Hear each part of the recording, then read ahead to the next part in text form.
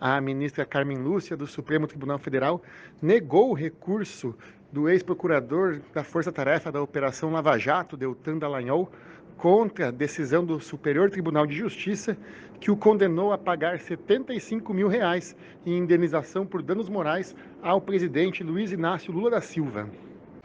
A decisão tem relação com o caso PowerPoint, quando Deltan ofereceu denúncia contra Lula durante a Operação Lava Jato.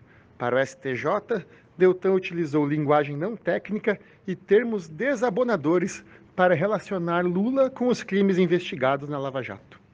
Nós passaremos a apresentar o conjunto de evidências e de contexto que nos fazem concluir, para além de qualquer dúvida razoável, que Lula foi o comandante do esquema criminoso descoberto pela Lava Jato.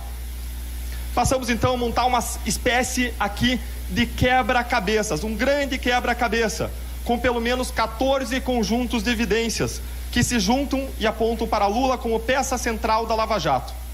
Essas provas demonstram que Lula era o grande general que comandou a realização e a continuidade da prática dos crimes, com poderes para determinar o funcionamento e, se quisesse, para determinar a sua interrupção.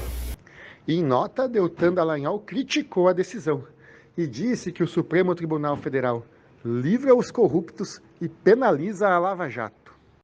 Ontem o STF determinou que eu vou ter que pagar mais de R$100 mil por ter acusado Lula de ladrão e por revelar o esquema de corrupção do PT. Nós vivemos no país em que o bandido é protegido, enquanto o policial é atacado. Lutar contra a corrupção no Brasil custa mais caro do que saquear o Brasil.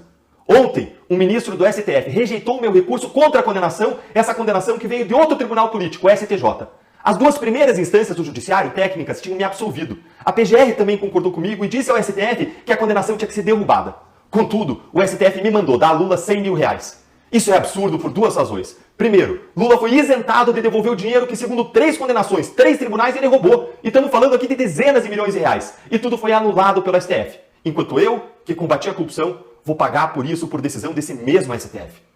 Em segundo lugar, a decisão do STF não para em pé. O argumento do STF foi de que ele não poderia rever fatos e provas para reverter aquela condenação.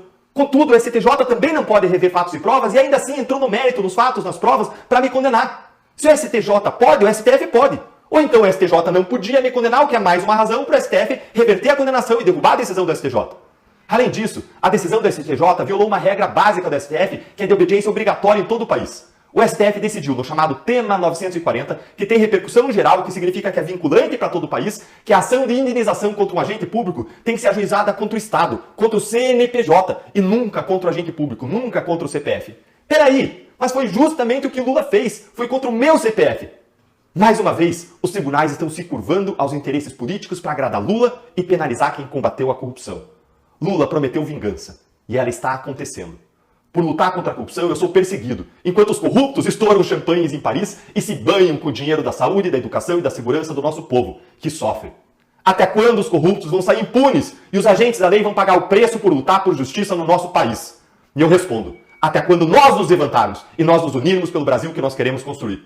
Não deixe que eles roubem de você até a fé e a esperança de lutar pela nossa pátria. Eles podem até levar injustamente o nosso dinheiro, mas eles nunca vão roubar a minha coragem de lutar pelo país que eu quero, para mim e para os meus filhos.